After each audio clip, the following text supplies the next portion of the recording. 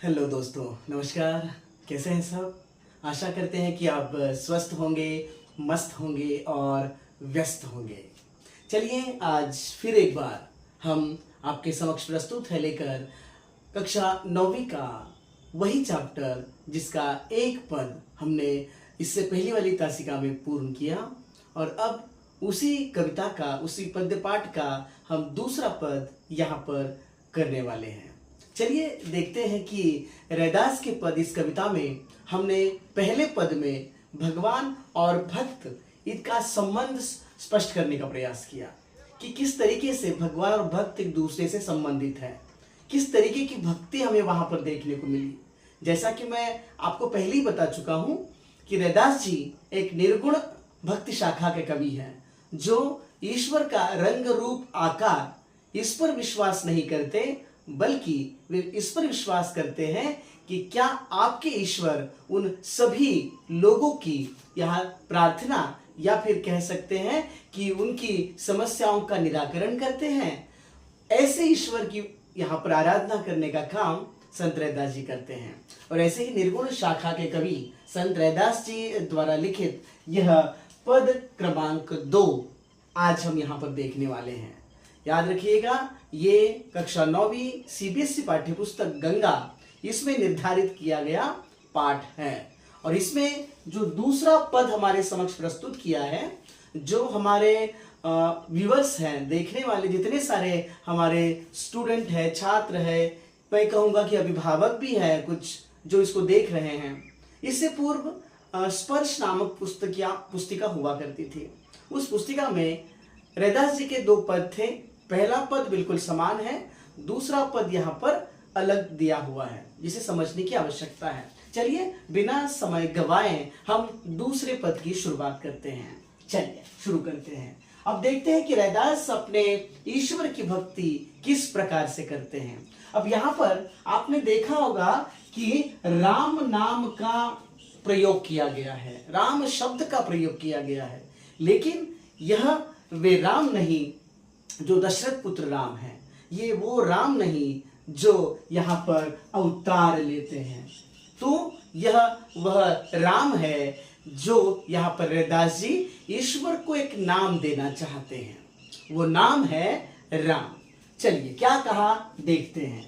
पहला जो पद है वो हो चुका है और दूसरे पद की शुरुआत जो है, इस दूसरे पद की शुरुआत में वो कहते हैं कि जो तुम तोरो राम मैं नहीं तोरो, तुम सो तोरी कवन सो जोरो।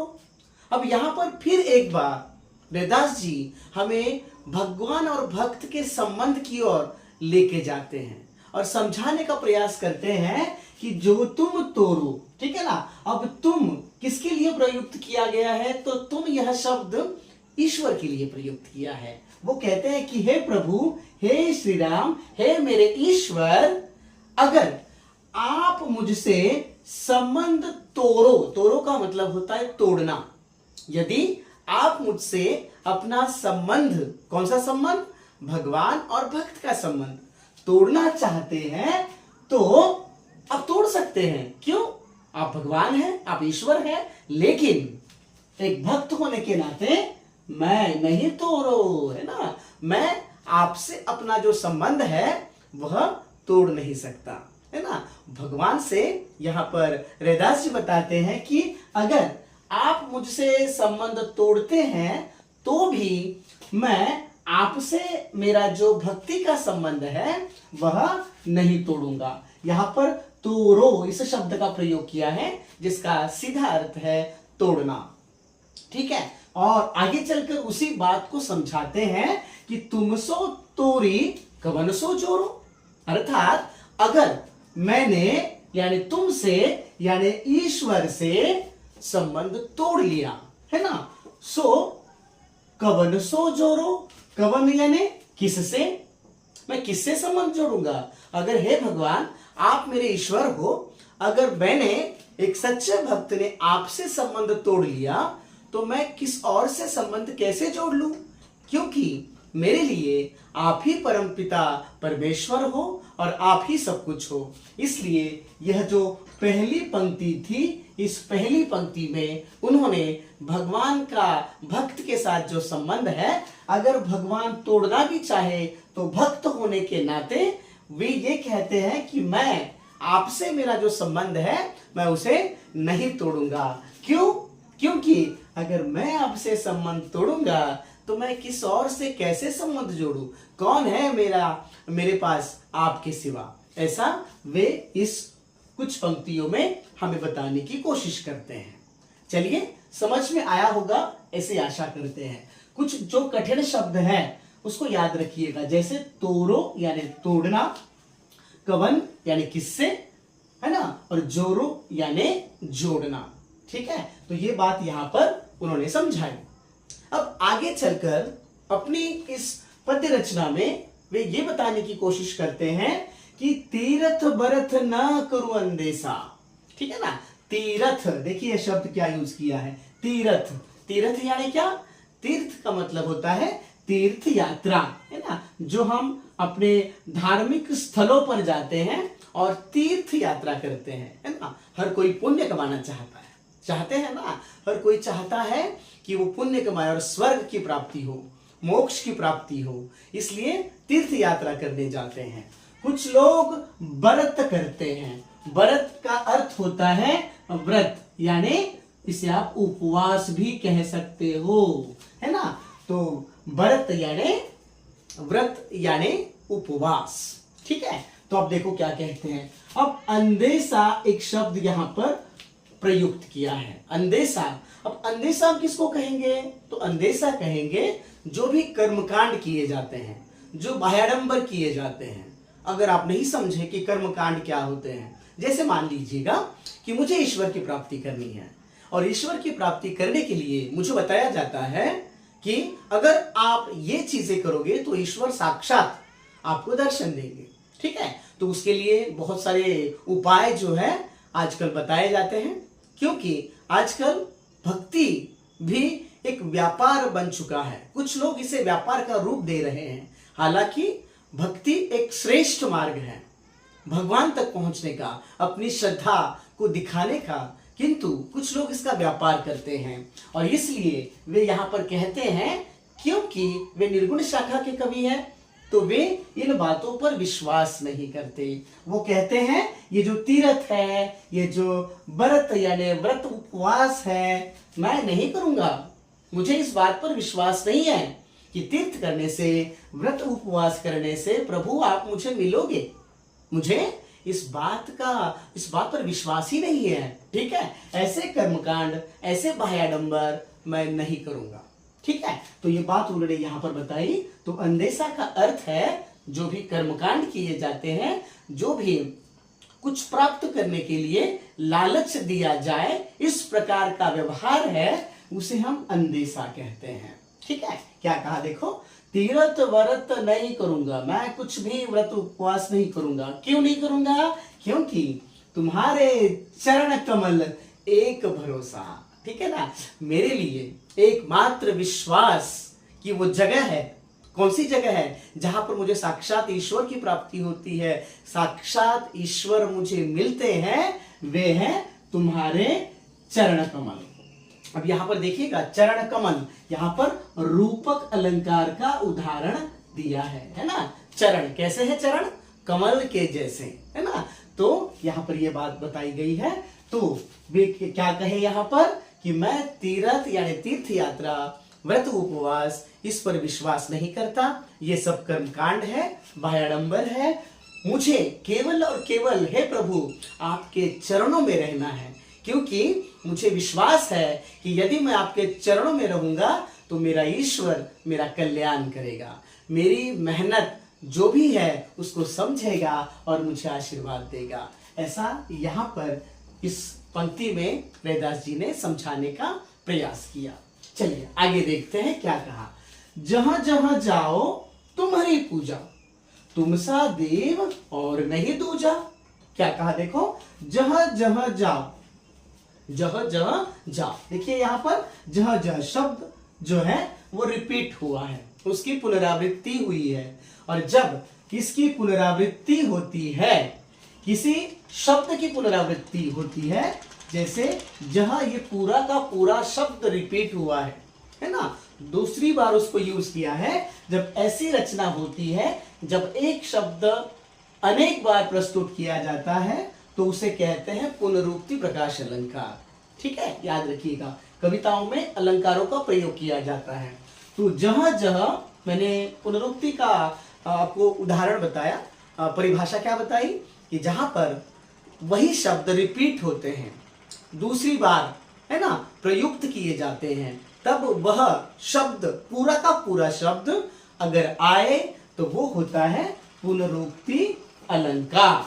ठीक है, देखते हैं, जहां जहां जाओ तुम्हारी पूजा, है ना, मैं जहां पर भी रहूं, जहां पर भी जाऊं, हे प्रभु, हे मेरे ईश्वर, मैं क्या करूंगा, तुम्हारी यानी तुम्हारी पूजा करूंगा। मैं केवल मेरा जो मस्तक है मेरे प्रभु के सामने झुकाऊंगा। ठीक है ना, याद रखिए, निर्गुण शाखा के कवि हालांकि वे मूर्ति पर विश्वास नहीं करते, मूर्ति पूजा पर विश्वास नहीं करते, लेकिन वे ये मानते हैं कि ईश्वर कण कण में है, हर जगह है। तो इसलिए मैं जहां जाऊं वहां मैं हे ईश्वर आपकी पूजा करूंगा। ठीक है, तुम सा देव और नहीं दूजा, देव यानी ईश्वर।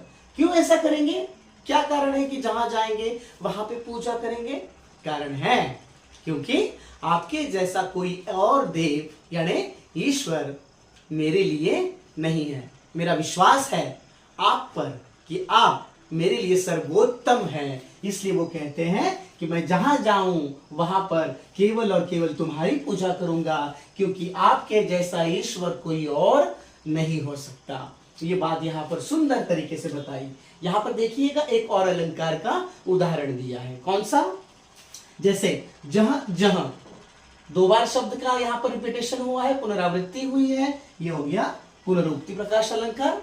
और जब इस प्रकार से बोला जाए जहां जहां जाओ, यहां पर एक वर्ण जो है वो एक से अधिक बार आया है। कौन सा वर्ण है? ज ज ज, है ना। तो एक वर्ण की जब पुनरावृत्ति होती है, अनेक बार वो प्रयुक्त होता है, तब वह कौन सा अलंकार है? कोई बताएगा? अब अलंकार के ज्ञाता अगर कोई है यहाँ पर, तो वो कमेंट बॉक्स का यूज कर सकते हैं। आपको पता है, कमेंट बॉक्स इसीलिए तो दिया है कि अगर आप किसी प्रश्न का उत्तर जानते हैं, कमेंट बॉक्स में लिखिए, आपके टीचर को भी पता चले कि यहाँ पर उसका अर्थ क्या है ना। तो जहां जहां जाओ, अगर यह वाक्य है, मैं आंसर बताता हूं, तो वह होगा अनुप्रास अलंकार। ठीक है, अनुप्रास अलंकार कब होता है? जब एक वर्ण की आवृत्ति बार बार होती है, तब अनुप्रास अलंकार। और जब एक शब्द की आवृत्ति बार बार होती है, पुनरावृत्ति होती है, तब पुनरुक्ति प्रकाश अलंकार। ये याद रखिएगा। चलिए, हाँ, तो मैं जहां जाऊं, हे ईश्वर मैं तुम्हारी पूजा करूंगा। आगे, मैं अपनो मन हरि से जोड़ू। मैंने अपना मन, है ना, मैंने अपना मन किसके साथ जोड़ लिया? तो हरि के साथ। हरि कौन है? ईश्वर, भगवान, जिसको आप मानते हो। तो मैंने अपना मन जो है वो ईश्वर के साथ जोड़ लिया। जोड़ो, जोड़ना, जोड़ लिया। अब एक बार मन लग गया, है ना, आपको तो पता है, एक बार मन लग गया तो कहीं और नहीं लगता, है ना। मन जो होता है, कितने मन है हमें पता है? आप एक ही है ना। हालांकि हम कहते हैं कि मेरा एक मन ऐसा कहता है, तो मेरा एक मन ना करने को भी कहता है, लेकिन होते मन एक है, याद रखिएगा। तो उस मन में कौन बैठे हैं? उस मन में बैठे हैं साक्षात ईश्वर। तो इसलिए वो कहते हैं रैदास जी कि मैंने अपना जो मन है उसको हरि के साथ जोड़ लिया है ना। ब्लूटूथ कनेक्ट हो चुका है, किसके साथ? ईश्वर के साथ। अब दूसरा डिवाइस कनेक्ट करने के लिए क्या करना पड़ेगा? पहले डिवाइस को हटाना पड़ेगा ना। इसलिए वो कहते हैं कि मैंने अपना मन हरि से जोड़ लिया। अब हरि से अगर जोड़ लिया, सबन सो तोरो, यानी सबन, सबन यानी कौन? सभी जो उस रास्ते में आते हैं ना, वे सब लोग, ठीक है ना। तो मैंने उन सब से रिश्ता, उन सब से संबंध तोड़ लिया जो मुझे भगवान के रास्ते तक जाने से रोकते हैं। ओके, इसका मतलब हरि से संबंध तो लोगों से रिश्ता खत्म, ऐसा है नहीं है। तो जो आपको उस रास्ते पर जाने से रोकते हैं, ठीक है ना। तो ऐसा यहाँ पर बोला गया है ना, क्योंकि जब आपको ईश्वर को प्राप्त करना है ना, आपके अंदर का अहम पहले निकल जाता है। आपने सुना है ना, जब मैं था तब हरि था, हरि है ना, जब मैं था तब हरि नहीं, अब हरि है मैं नहीं। क्यों? क्योंकि ये जो गली है ना, प्रेम की गली, भक्ति की गली, बड़ी संकरी होती है। इसमें कोई एक रह सकता है, या तो ईश्वर या तो अहंकार। बिल्कुल सही है। चलिए, तो यहां पर भी यही बात दूसरे अर्थ में समझाने का प्रयास किया। अब अंतिम लाइन में क्या कहा? सबही पहर तुम्हारी आशा। सबही पहर, पहर यानी क्या? पहर यानी प्रहर। अब प्रहर क्या होता है? प्रहर क्या होता है? समय। कौन सा समय? सुबह का समय, दोपहर का समय, संध्या समय, ये 3 प्रहर होते हैं ना। तो सबही प्रहर तुम्हारी आशा, मुझे केवल और केवल आपसे आशा है। किस बात की आशा है? कि आप समस्याओं का निराकरण करोगे, आप मेरे दुखों को समझोगे और आप प्रसन्न होकर मुझे आशीर्वाद दोगे। तो हर पहर मुझे केवल और केवल तुम्हारी आशा है, यानी आशा है। मन क्रम वचन, है ना, इसलिए वो कहते हैं मैं मन से, क्रम यानी अपना कर्म, कर्म से और वचन से आपकी भक्ति में लीन हूं। यानी मैं पूरे मन से, तन से, वचन से, है ना, मैं केवल और केवल आपकी भक्ति में लीन हूं। और ऐसी भक्ति यहां पर रैदास करते हैं। किसकी? अपने ईश्वर की भक्ति इस तरीके से हमारे रैदास जी करते हैं।